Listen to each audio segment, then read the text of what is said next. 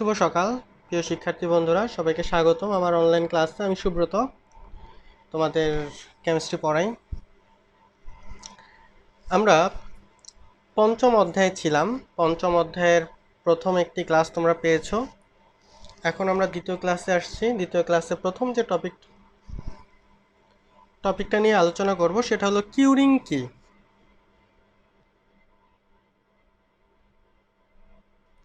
এটা খুবই গুরুত্বপূর্ণ একটা সংজ্ঞা, পরীক্ষায় প্রায় আসে। কিউরিং কোনো খাদ্যকে খাবার লবণ বা এর দ্রবণ দ্বারা সংরক্ষণ করার প্রক্রিয়াকে কিউরিং বলা হয়।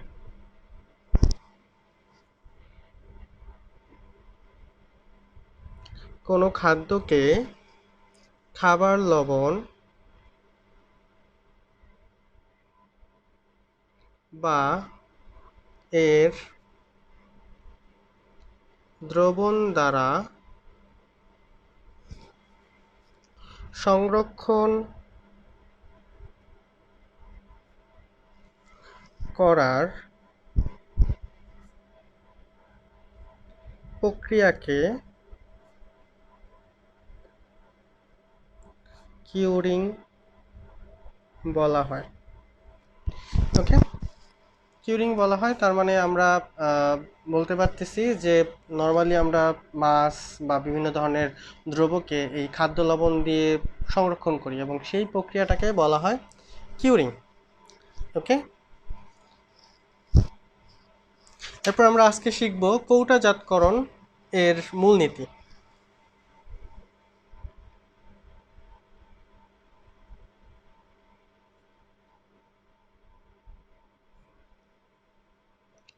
এখন কৌটাজাতকরণ কি সেটা একটু আমাদের জানতে হবে। কৌটাজাতকরণটা হলো, তোমরা সবাই জানো যে আমরা বিভিন্ন ধরনের খাদ্যবস্তুকে পরে ব্যবহারের জন্য কৌটাজাত করি, এমনভাবে রাখি যাতে এটা আমাদের ভালো থাকে এবং সেটা আমরা পরে ওই খাদ্যটাকে বা ওই বস্তুটাকে আমরা যাতে পরে ব্যবহার করতে পারি। এই কৌটাজাতকরণ সাধারণত দুইটা পদ্ধতিতে করা হয়।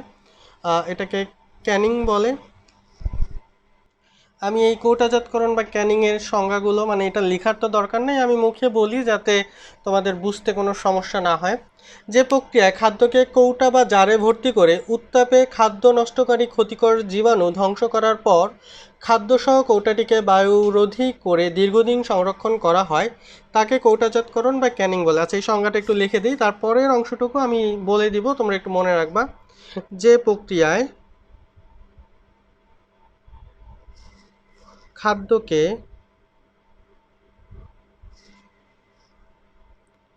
কৌটা বা জারে ভর্তি করে উত্তাপে খাদ্য নষ্টকারী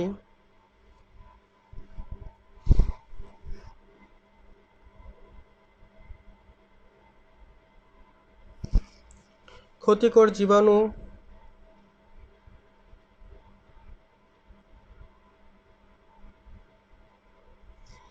ধ্বংস করার পর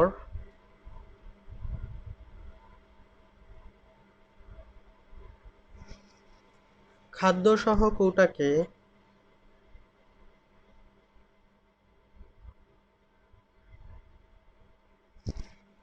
বায়ুরোধী করে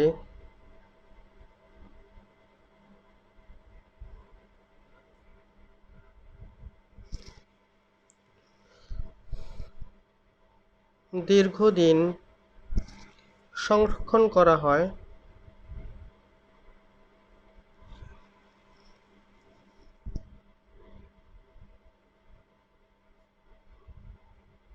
তাকে কৌটাজাতকরণ বা ক্যানিং বলা হয়।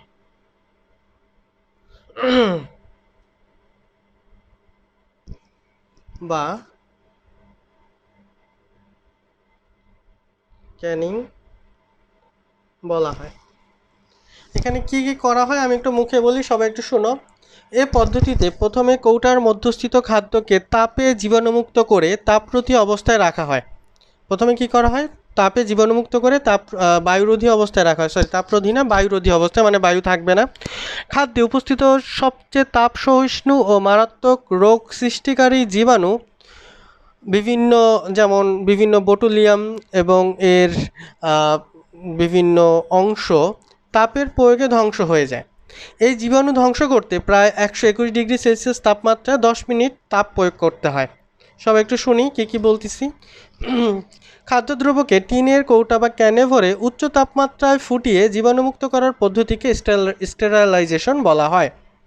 তবে ক্যানটি অবশ্যই বায়ু নিরোধভাবে বন্ধ করতে হবে। অবশ্যই এখানে বায়ু থাকতে পারবে না, এমনভাবে বন্ধ করতে হবে।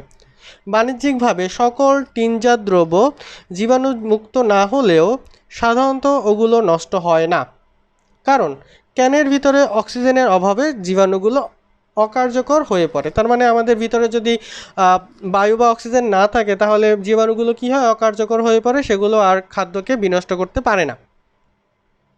এই প্রক্রিয়ায় বিভিন্ন ধরনের ফল, সবজি, মাছ, মাংস সংরক্ষণ করা যায়। ফল সংরক্ষণে প্রিজারভেটিভ হিসেবে সাধারণত চিনি এবং সবজি সংরক্ষণে লবণ ব্যবহার করা হয়।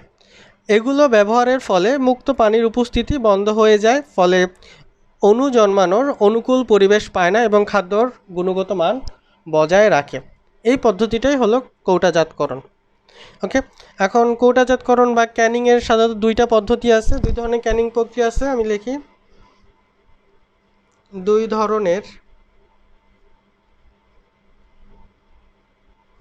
ক্যানিং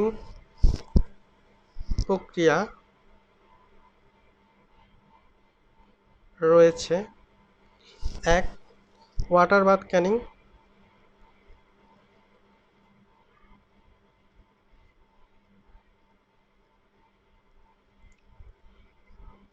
দুই, প্রেসার ক্যানিং।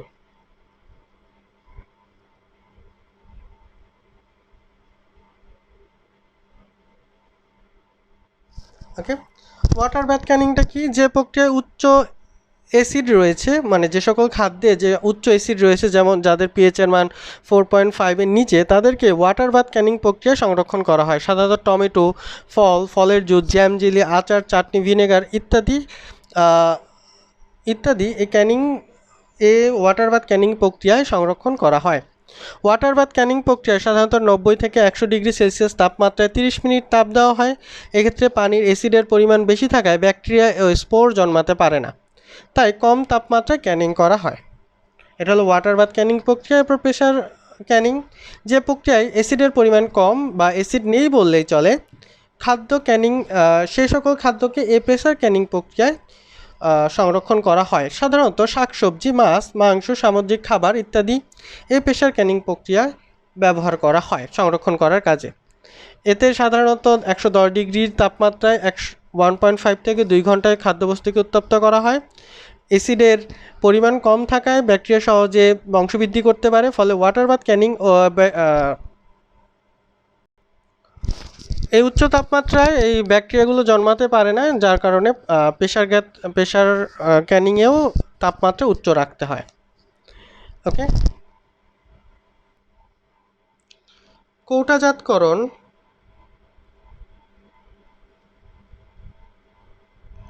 বা ক্যানিংয়ের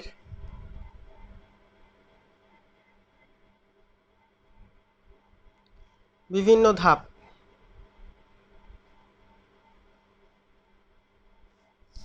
আমরা শুরু করি প্রথম থেকে, কোন কোন ধাপে ক্যানিং প্রক্রিয়াটা সম্পন্ন হয়। প্রথম ধাপ, আমি কিছুটা তোমাদের বক্স করে দিব, ফ্লো চার্ট বা ফ্লো ডায়াগ্রামের মতো করে। কাঁচামাল সংগ্রহ,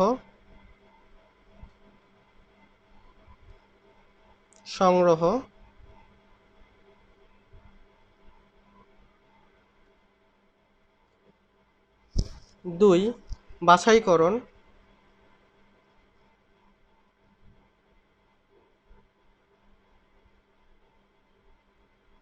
3,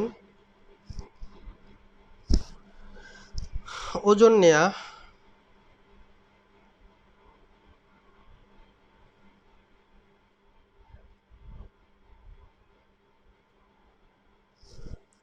ধৌত করা,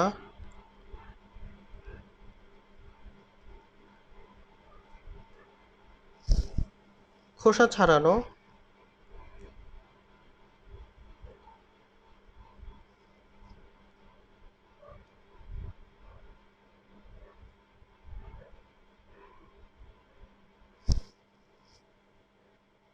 6, তারপর হচ্ছে ব্রাঞ্চিং,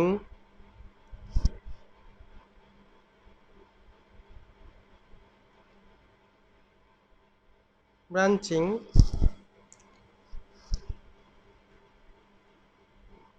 পাত্রে নেয়া,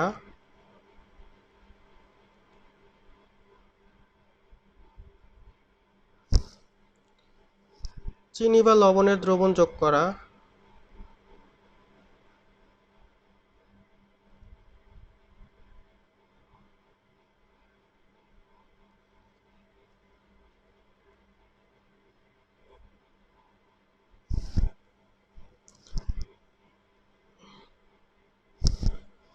এক্সজস্টিং,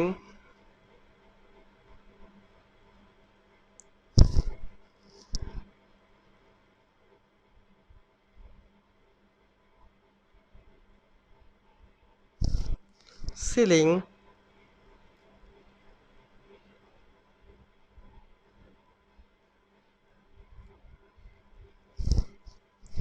রিটর্টিং,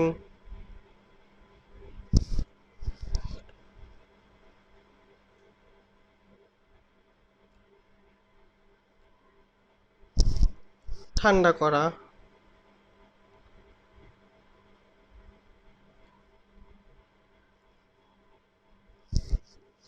লেবেল লাগানো, লেবেল দেয়া,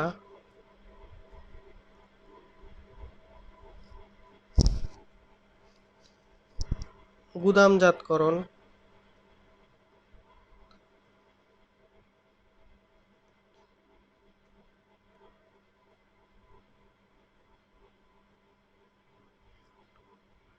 বিপণন।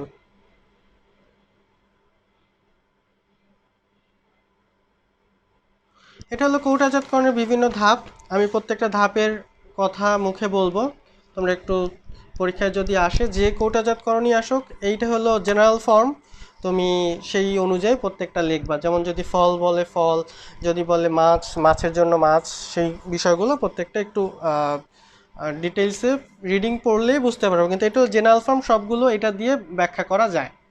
সব একটু দেখি আমাকে কি কি করতে হবে। কাঁচামাল সংগ্রহ, আমি যে বস্তুগুলোর কোটাজাত করব তাদের কাঁচামাল সংগ্রহ করতে হবে, বাছাই করতে হবে, ওজন নিতে, বাছাই করা, কারণ কোনটা ভালো কোনটা খারাপ সেই আমি যত নষ্ট ফল বা নষ্ট জিনিসপত্র এখানে দিব না। কারণ ওজন করব, আমরা কি পরিমাণ নিচ্ছি ওজন করতে হবে, ধৌত করতে হবে, ধৌত করে একদম পরিষ্কার ফলটা রাখতে হবে। তারপর খোসা ছাড়ানো, খোসা ছাড়াবো, তারপর ব্রাঞ্চিং, ওইখান থেকে বাছাই করব, তারপর পাত্রে নেওয়া, যে পাত্রে আমরা সংরক্ষণ করব সেই পাত্রে নিব। এরপর চিনি বা লবণের দ্রবণ যোগ করব যাতে অণুজীব জন্মাতে না পারে। এক্সজস্টিং, এই সংজ্ঞাটা খুব গুরুত্বপূর্ণ। এক্সজস্টিং মানে কি? পরীক্ষায় প্রায় এক্সজস্টিংয়ের সংজ্ঞা আসে। এক্সজস্টিং মানে হলো আমরা যখন কোনো বস্তুকে সংরক্ষণ করব, তেল বস্তুটাকে তরল ভর্তি ক্যানের মধ্যে রেখে 85 থেকে 100 ডিগ্রি সেলসিয়াস তাপমাত্রায় 10 মিনিট উত্তপ্ত করে তার ভেতরের সমস্ত বায়ু বের করে দেওয়া হয়, অক্সিজেন বের করে দেওয়া হয়। এই প্রক্রিয়াটাকে বলা হয় এক্সজস্টিং। এরপর হলো সিলিং। সিলিং মানে তোমরা সবাই জানো যে কোনো কিছুকে একদম বায়ুরোধী করে ফেলা, মানে এটা একদম আটকায় ফেলা। এক্সজস্টিং সম্পূর্ণ হলে ক্যানের উপরে ঢাকনা লাগিয়ে সাথে সাথে সিল করে দিতে হয়। এই সিল করে দেওয়ার প্রক্রিয়াকে সিলিং বলা হয়। তো রিটর্টিং, রিটর্টিং বিষয়টা হলো তোমরা, আমি আগেও বলেছি যে তাপ দিতে হয়। যদি পিএইচ এর মান বেশি কম থাকে তাহলে মানে অ্যাসিডীয় দ্রবণের তাপটা কম লাগে, আর অ্যাসিডীয় দ্রবণের উপরে যদি থাকে তাহলে তাপ দিতে হয়। সেই তাপ দেওয়ার যে বিষয়টা সেটাকে বলা হয় রিটর্টিং। এরপর ঠান্ডা করা, আমি তাপে উত্তপ্ত করার পর তাকে ঠান্ডা করব, লেবেল দিব, কী ধরনের জিনিসপত্র আছে সেটা জানবো। এরপর আমরা গুদামজাত করব এবং বিপণন করব। এই প্রক্রিয়াতে সাধারণত কৌটাজাতকরণটা ঘটে থাকে। আমরা এখানে লিখব যে কৌটাজাতকরণের বিভিন্ন ধাপ, এটা কিন্তু নিচে লিখে দিব, কৌটাজাতকরণের বিভিন্ন ধাপ। কৌটাজাতকরণের ধাপ। তোমরা এই তিনটার কৌটাজাতকরণ বাসায় রিডিং পড়বে। এক হলো ফল, 2 সবজি, 3 মাছ। এই তিনটার কৌটাজাতকরণ বাসায় পড়বে। আমরা এখন একদমই নতুন একটা টপিক নিয়ে আলোচনা করব, সেটা হলো সাসপেনশন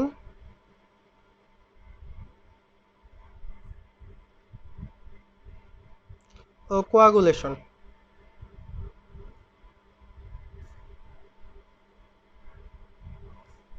সাসপেনশন।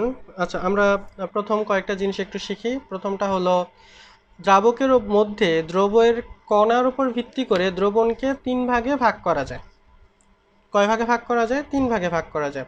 দ্রাবকের মধ্যে দ্রব্যের কণার উপর ভিত্তি করে সাধারণত দ্রবণকে 3 ভাগে ভাগ করা যায়। একটা হলো প্রকৃত দ্রবণ, যেখানে দ্রব্যের কণার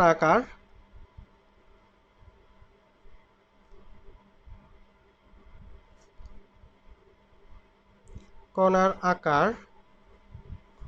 লেস দেন 10⁻⁷ সেন্টিমিটার। এটা একটু বিভিন্ন বই বিভিন্ন থাকতে পারে, বাট এটা হলো জেনারেল একটা সংখ্যা, তোমরা একটু মনে রাখো।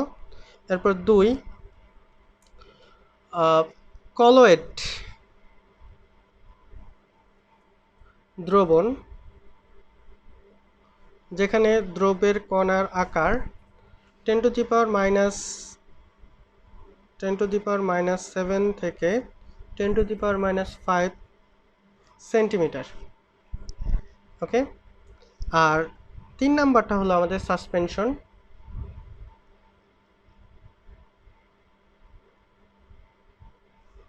এটার মধ্যে কণার আকার গ্রেটার দেন 10⁻⁷।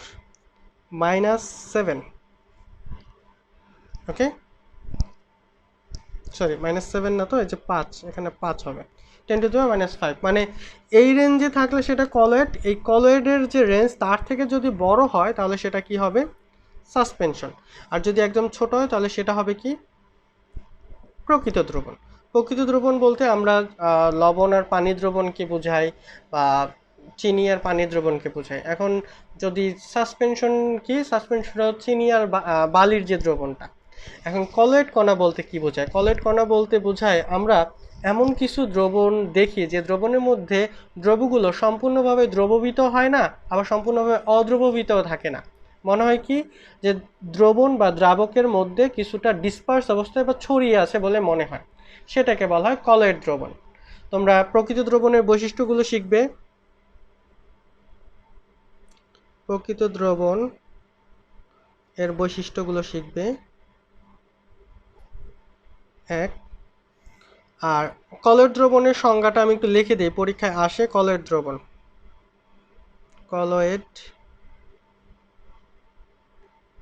দ্রবণ যখন কোনো দ্রাবকের মধ্যে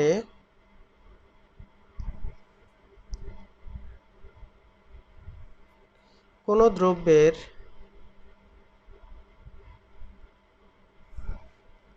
কণাগুলো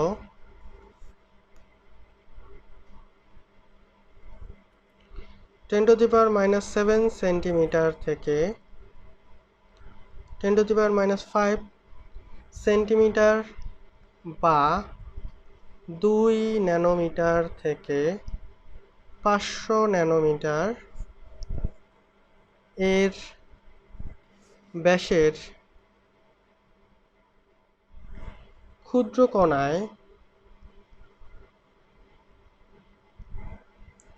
বিয়োজিত হয়ে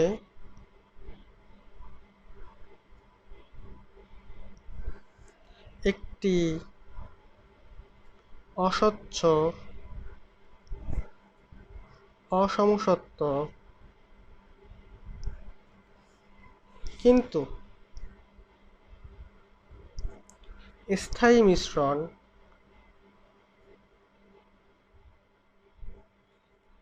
উৎপন্ন করে,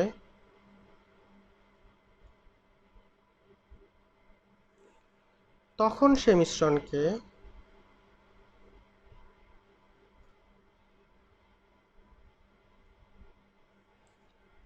কলয়েড দ্রবণ বলে।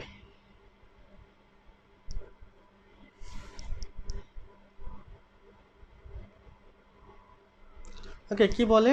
সে মিশ্রণকে কলয়েড দ্রবণ বলে। একটু পড়ার চেষ্টা করি। যখন কোনো একটা দ্রাবকের মধ্যে দ্রব্যগুলোর রেঞ্জ, মানে দ্রব্যগুলোর যে ব্যাস, সেগুলো থাকবে 10⁻⁷ সেন্টিমিটার থেকে 10⁻⁵ সেন্টিমিটার বা 2 ন্যানোমিটার থেকে 500 ন্যানোমিটার রেঞ্জের মধ্যে থাকবে, এবং বিয়োজিত হয়ে একটি অস্বচ্ছ অসমসত্ব কিন্তু স্থায়ী মিশ্রণ তৈরি করবে। এটা কিন্তু একটু বোঝার চেষ্টা করতে হবে। এটা কি? একটা অংশ আরেকটা অংশের মধ্যে ছড়িয়ে পড়ে, একদম দ্রবীভূত হয় না, আবার আলাদাও থাকে না। এখন তোমাদের কোশ্চেন হতে পারে, স্যার আপনি আলাদা থাকে না দ্রবীভূত হন, এটার এরকম একটা উদাহরণ দেন। এটা তোমরা সহজে বুঝতে পারবা। দুধের মধ্যে যখন আহ, আহ, ঘি বা ওই যে মাখনের বিভিন্ন অংশ সাদা সাদা যে হলুদ হলুদ যে অংশগুলো থাকে ছড়িয়ে পড়তেছে, এটাকে বলবো আমরা কলেট কণা। এক ধরনের কলেট, এটা কলেট কলের একটা উদাহরণ, এটা হচ্ছে ইমালশন বলা হয় আহ, এটাকে। তারপর তুমি যদি পানির মধ্যে চিনি দাও, তারপর আবার মনে করো যে ধোঁয়া যে আমরা দেখতে পাই, সেটা হলো কঠিন পদার্থগুলো বায়ুর মধ্যে ছড়িয়ে পড়তেছে, এগুলো প্রত্যেকটা এক একটা কলেট। ওকে, আমরা এরপর যে টপিকটা শিখবো সেটা হলো ইমালশন। সংজ্ঞাটা খুবই গুরুত্বপূর্ণ। ইমালশন এই যে এখানে যা বলেছি সেটাই, বাট ইমালশনটা অবশ্যই তরলের মধ্যে ঘটবে। আমি সংজ্ঞাটা একটু দেখে লিখি বা বলি, আমরা মুখে বলি। একটি তরল পদার্থের মধ্যে অপর একটি অমিশ্রণীয় তরল পদার্থ ক্ষুদ্র ক্ষুদ্র বিন্দুর আকারে ছড়িয়ে থাকে, যে কলের দ্রবণ গঠন করে। ক্ষুদ্র ক্ষুদ্র বিন্দু দ্রবণ ছড়িয়ে থেকে যে কলের দ্রবণ তৈরি করে তাকে বলা হয় ইমালশন। যেমন দুধ তরল পদার্থ, ক্ষুদ্র ক্ষুদ্র ভ্যানিশিং ক্রিম, দুধ। যেমন উদাহরণগুলো আমি একটু লিখে দিই: দুধ, vanishing cream, cod liver oil, cod liver তেল, মাখন ইত্যাদি। তাহলে পরেরটা আমরা কী লিখবো? সাসপেনশন। সাসপেনশন আমরা সহজে বলে দিছি। সাসপেনশন কি? পানি আর বালির মিশ্রণ, মানে অনেক বড় আকৃতির দ্রব পানিতে বা কোনো একটা জায়গায় দ্রাবকের মধ্যে যখন ছড়িয়ে থাকবে সেটাকে আমরা কি বলবো? সাসপেনশন। সংজ্ঞা যদি বলি, যখন কোনো কঠিন পদার্থ সাধারণত তরল দ্রাবকের মধ্যে 10⁻⁵ এর অধিক ব্যাসবিশিষ্ট ক্ষুদ্র কণায় বিয়োজিত হয়ে অস্বচ্ছ, অসমসত্ব, অস্থায়ী মিশ্রণ উৎপন্ন করে। মিশ্রণ থেকে দ্রবের কণাগুলো সাধারণত ফিল্টার কাগজ দ্বারা বা পার্চমেন্ট কাগজ দ্বারা আলাদা করা যায়। সেই সকল অস্বচ্ছ, অসমত্ব, অস্থায়ী মিশ্রণকে সাসপেনশন বলা হয়। বুঝতে পারছি? মনে করো আমি যদি একটা পাত্র নেই, পাত্রের মধ্যে আমরা পানি দিব, আর যদি বালি দেই, তাহলে এইখানে যে ঘটনাটা ঘটবে এটাকে বলবো আমরা সাসপেনশন। ওকে, এরপর আমরা যে টপিকটা নিয়ে আজকে লাস্ট যে টপিকটা সেটা হলো কোয়াগুলেশন। কি কোয়াগুলেশন? কোয়াগুলেশন মানে হলো আমরা সাসপেনশন যে পদার্থগুলোকে দিচ্ছি সেগুলো এই পানির বিভিন্ন অংশে ছড়িয়ে পড়তেছে, মানে ছড়িয়ে থাকতেছে। আমি একদম পরিষ্কার পানি পাচ্ছি না। আমি কিছু পদার্থ এটার মধ্যে যদি যোগ করি, যেগুলোকে বলা হয় কোয়াগুলেন্ট, কোয়াগুলেন্টগুলো যখন যোগ করা হবে, সেই কোয়াগুলেন্টগুলো এই সাসপেনশন, তোমরা বালি আর পানির মিশ্রণটাই দেখছো, এটা বাদও আমি যদি বলি যে একদম পাতলা পাতলা বিভিন্ন অপদ্রব্য যখন পানিতে মিশে থাকে সেগুলো নিচে থিতিয়ে পড়ে না, সেগুলো পুরো পানির মধ্যে ছড়িয়ে থাকে। কারণ বিভিন্ন ধরনের কোয়াগুলেন্ট পদার্থ এটার মধ্যে দিলে সেই পাতলা অংশগুলো পরস্পর নিজেদের মধ্যে আকর্ষিত হয়ে বড় বড় কণায় তৈরি করে, এবং এই বড় বড় কণাগুলো একসাথে একত্রিত হয়ে নিচে অভিকর্ষ বলের প্রভাবে নিচে থিতিয়ে পড়ে। এই যে ঘটনাটা, এই ঘটনাকে বলা হয় কোয়াগুলেশন। আমি একটু সংজ্ঞা একদম পারফেক্টলি মুখে বলি তোমাদের। কোয়াগুলেশন হলো এমন একটি প্রক্রিয়া যার সাহায্যে উপযুক্ত রাসায়নিক পদার্থ কোয়াগুল্যান্ট যোগ করে কোনো দ্রবণে উপস্থিত ক্ষুদ্র ক্ষুদ্র কণাকে অপেক্ষাকৃত বড় কণায়, যে আমি বললাম যেটা বড় কণায় কোয়াগুলামে রূপান্তরিত করা হয়, এবং এদেরকে দ্রবণ থেকে আলাদা করা হয়। অর্থাৎ কোনো কলয়েড দ্রবণের মধ্যে কলয়েড কণাগুলোকে কোনো বিশেষ উপায়ে দ্রবণ থেকে অধক্ষিপ্ত করার প্রক্রিয়াকে কোয়াগুলেশন বা তঞ্চন বলে। ওকে, আচ্ছা, এখানে সাসপেনশন মানে সাসপেন্ডেড পদার্থগুলো নর্মালি পড়ে, কিন্তু আমরা যে কলয়েড পদার্থগুলো দেখছি সেগুলো সাধারণত নর্মালি নিচে জমা হয় না। ওকে, তাহলে ওই যে কলয়েড পদার্থগুলোকে আমি যদি বিভিন্ন রাসায়নিক পদার্থ যেমন কোয়াগুলেন্ট যোগ করার ফলে কোয়াগুলামে পরিণত হয়, এবং তারা নিচে মানে নিচে পড়ে যায়, বড় বড় কণা আকৃতিতে নিচে পড়ে, এবং তাদেরকে থেকে আমি দ্রাবক থেকে তাদেরকে আলাদা করি। এই প্রক্রিয়াকে বলা হয় কোয়াগুলেশন বা তঞ্চন। ওকে,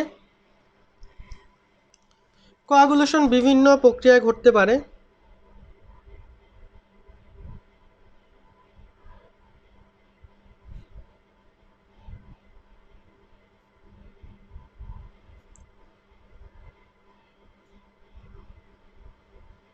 যেমন 1 তড়িৎ বিশ্লেষ্য যোগ করে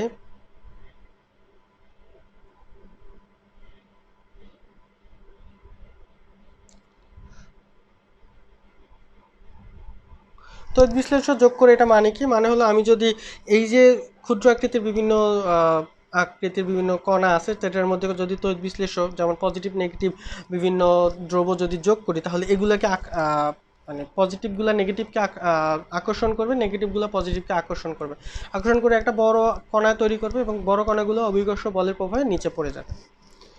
এরপর দুটি ভিন্ন আধানযুক্ত বা বিপরীত আধানযুক্ত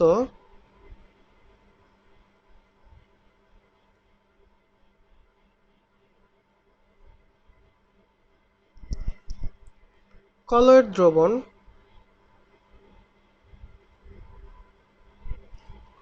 মিশিয়ে, একই ঘটনা এখানেও। তারপর 3 তড়িৎ চালনা করে 4 দ্রবণকে ফুটিয়ে। তোমরা দেখবা দ্রবণকে ফুটালে এগুলোর যে বড় টুকরাগুলো সেগুলো আস্তে আস্তে আলাদা হয়ে নিচে জমা হয়, মানে প্রথমে অনেক বড় বড় টুকরাগুলো একীভূত হয় এবং এগুলো পরে রেখে দিলে আস্তে আস্তে নিচে জমা হয়। এই প্রক্রিয়ায় কোয়াগুলেশনটা ঘটে। তোমরা বইটা ভালো করে রিডিং পড়বে, পড়ে এখানে যা যা আছে সব কিছু ঠিকভাবে শেষ করে রাখবে। ওকে, তোমাদের বাসায় SW হলো সাসপেনশন ও কোয়াগুলেশনের পার্থক্য।